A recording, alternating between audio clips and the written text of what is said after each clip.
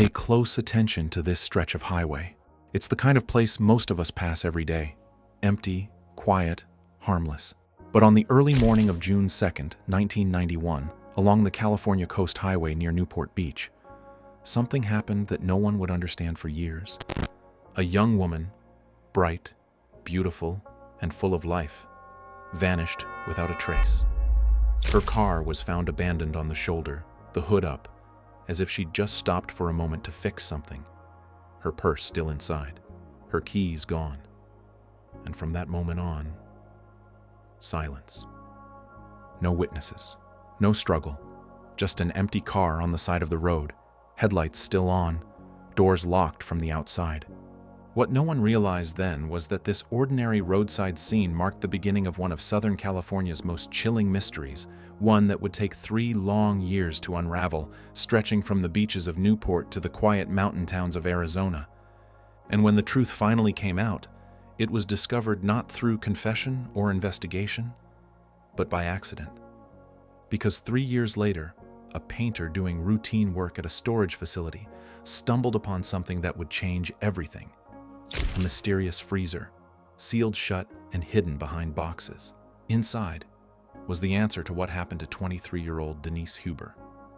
But before we reach that horrifying discovery, we need to go back to who Denise was, to what kind of person she was, and to the man who would ultimately steal her future.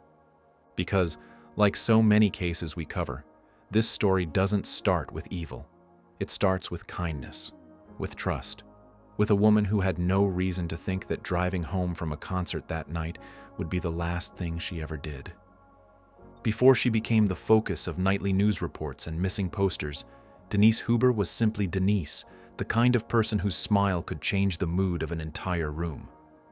She was born in 1968, raised in the close-knit coastal community of Newport Beach, California, a place where everyone seemed to know each other, where the air always smelled like salt and sunscreen.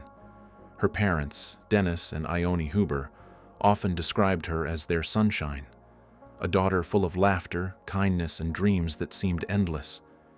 From a young age, Denise had a sense of purpose. She wasn't the kind of person who drifted aimlessly. Friends remember her as dependable, the one you could always count on. Whether it was staying late to help with a project or lending an ear when someone needed to talk, Denise gave her time freely, as if she somehow knew that time itself was precious. She loved art and creativity. On June 2nd, 1991, that love of music brought her and a few friends to an Morrissey concert at the Irvine Meadows Amphitheater. It was supposed to be an ordinary summer night. She parked her car, sang along with the crowd, and laughed with her best friend. When the concert ended, Denise offered to drive her friend home first.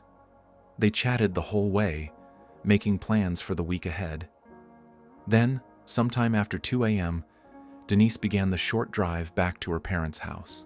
It was a route she knew by heart, a simple 20-minute drive down the familiar stretch of the coast highway. But she never made it home. When morning came, her parents felt that first flicker of unease. Denise was punctual to a fault. She always called, always showed up when she said she would. By the time her car was found later that day, stranded on the side of the road with a flat tire, her family already feared the worst. Friends and relatives flooded the area, calling her name into the wind. Flyers were printed overnight. The police were notified immediately, but as the hours stretched into days and then into weeks, there were no leads, no witnesses, and no clues, only that haunting image of her abandoned car under the rising sun. To the community, she wasn't just a missing person.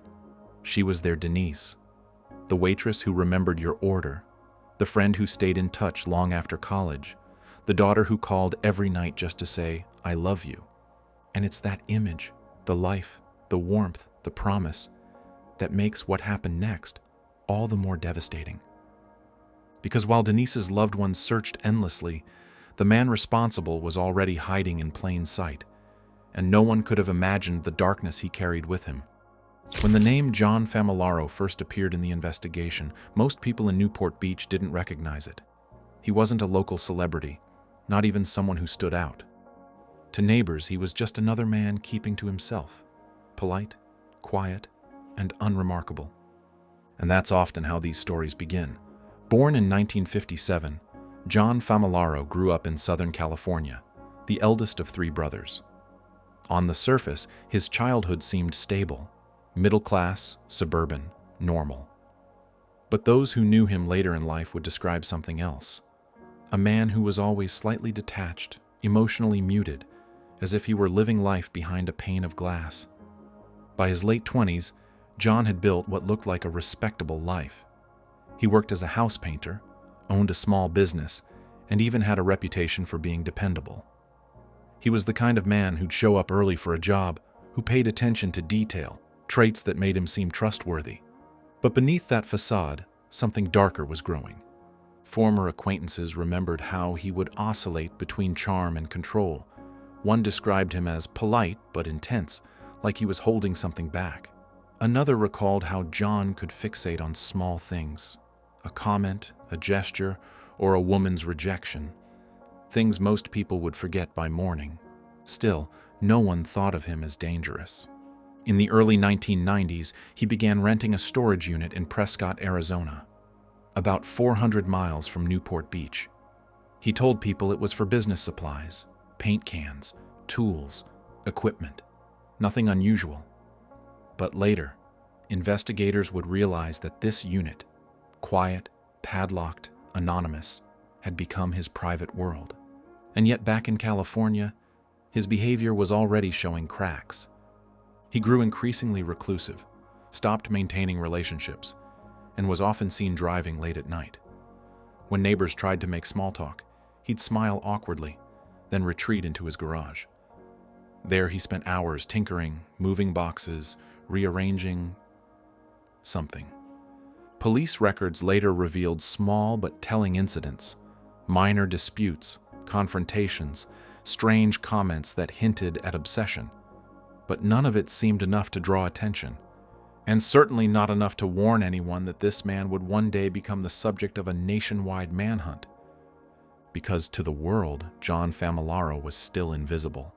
And that invisibility, that perfect disguise of normalcy, gave him the freedom to plan, to watch, to wait. When Denise Huber's car was found on that June morning in 1991, there were no fingerprints, no witnesses. But years later, evidence would show that Famalaro had been nearby, his truck seen by a few passing motorists near the same stretch of highway around the same time Denise vanished. At the time, no one could have imagined the connection. He was just another driver, another face in the dark. But what no one knew was that Famalaro had already crossed a line, one that would forever separate him from the rest of humanity. Because in that quiet man, behind those polite nods and calm eyes, lived an obsession. And soon, it would consume not only Denise Huber's life, but his own. In the days after Denise Huber's disappearance, Newport Beach was gripped by disbelief. Missing posters covered lampposts, volunteers combed beaches and highways, and her parents, Dennis and Ione, refused to rest. They organized searches, spoke to the media, and begged anyone with information to come forward. But every lead went cold. Police initially suspected foul play, but without evidence they couldn't build a case. Denise's car showed no signs of struggle. Her purse and wallet were still inside. There was no blood, no broken glass, nothing. Just a deflated tire and the eerie silence of an empty road. But behind the scenes, a pattern of missed opportunities was emerging. Several witnesses had reported a white truck near the scene around the same time Denise vanished, a vehicle matching the description of one owned by John Famalaro. Yet the lead was never pursued aggressively. With no license plate or clear identification, it faded into the background of hundreds of tips. And that's how monsters hide. Not in plain sight, but in the spaces where attention drifts. As months turned into years, the investigation slowed. Detectives were reassigned. Media coverage dwindled. The Huber family found themselves fighting against indifference, calling police, pressing for updates, and even hiring private investigators. Each time, they were told the same thing. We're doing everything we can. But everything wasn't enough. While the world moved on, John Famalaro was meticulously covering his tracks.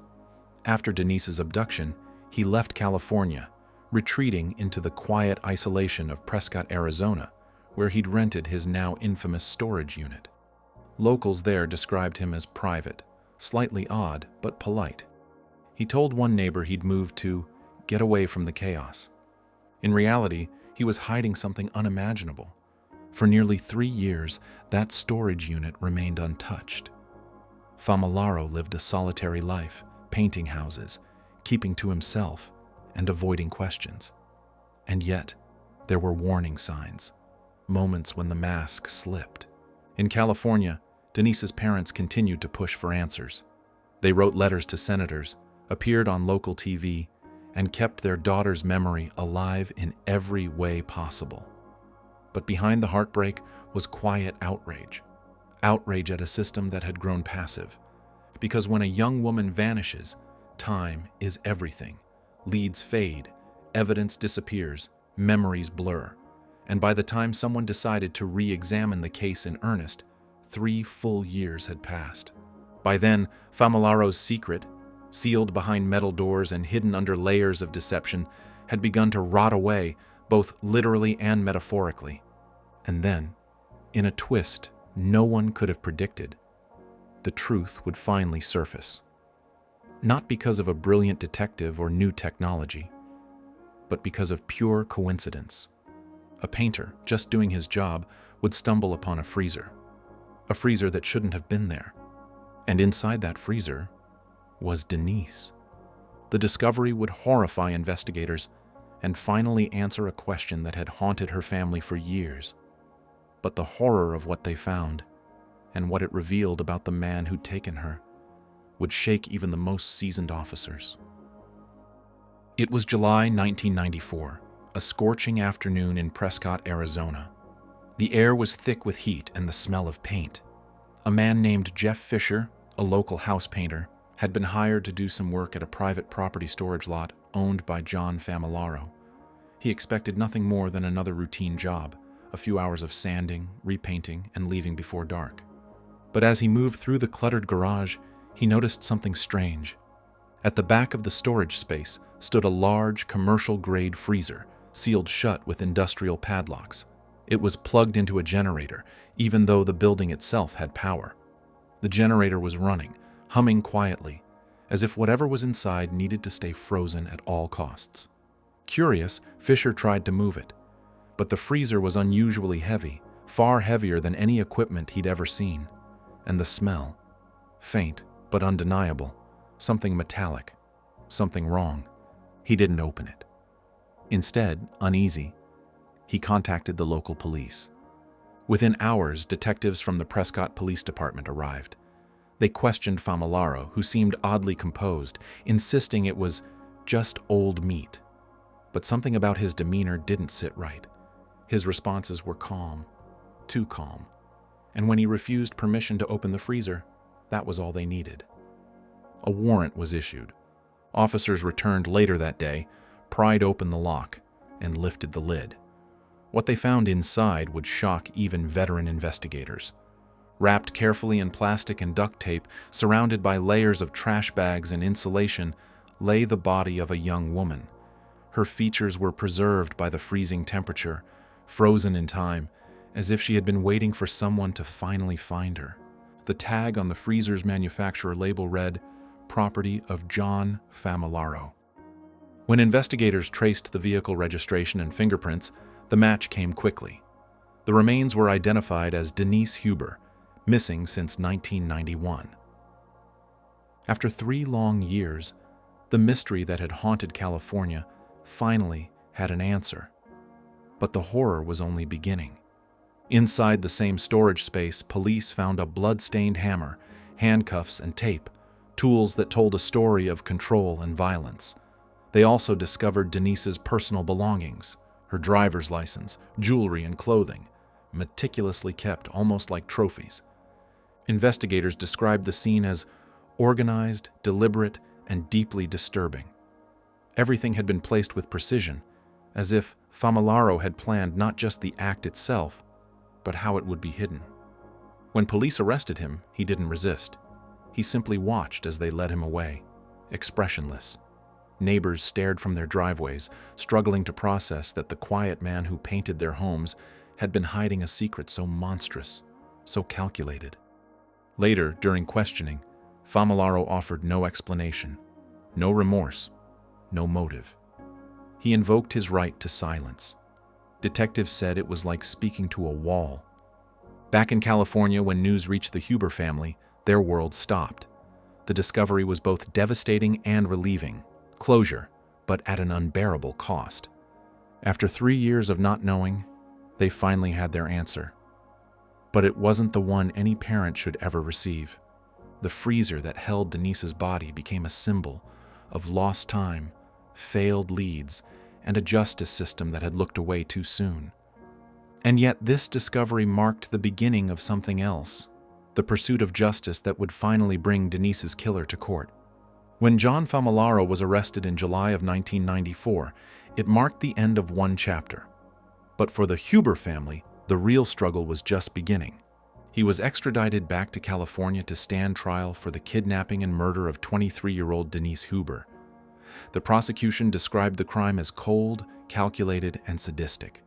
Every detail pointed to premeditation: the handcuffs, the tape, the way her body had been preserved. During the trial, prosecutors painted a chilling picture. A man who had hunted for control, who had meticulously planned not just the act itself, but how to conceal it. His defense team tried to argue mental instability, claiming he was unfit to stand trial, but the evidence was overwhelming. Witnesses recounted seeing his white truck on the highway the night Denise vanished. Forensic analysis matched his fingerprints to the items in the freezer. DNA confirmed what everyone already knew. In 1997, after years of hearings and delays, John Famalaro was found guilty of first-degree murder, kidnapping, and assault. The jury deliberated for less than 2 days. When the verdict was read, Denise's parents sat hand in hand in the front row, quiet, composed, holding back tears. After years of uncertainty, they finally had justice. Famalaro was sentenced to death, a punishment that reflected the brutality of his crime. He remains on death row at San Quentin State Prison, where, to this day, he has never expressed remorse or offered an explanation. Friends and loved ones continued to gather every June, lighting candles in her memory, promising that her story would never fade away. Today, if you drive down the stretch of highway where Denise's car once stood, it looks ordinary again, the kind of place you'd never glance at twice. But for those who know, that road holds a memory, a silent reminder of how quickly a life can be taken, and how far love will go to seek the truth. Because in the end, this story isn't just about darkness, it's about the light that refused to go out. The parents who never stopped searching, the community that remembered, and the truth that, no matter how deeply buried, will always find its way to the surface. If you believe stories like Denise's deserve to be told, with care, with empathy, and with truth, then take a moment to subscribe or follow this channel. It helps keep these stories alive, ensures victims are never forgotten, and reminds us all that awareness is the first step toward change.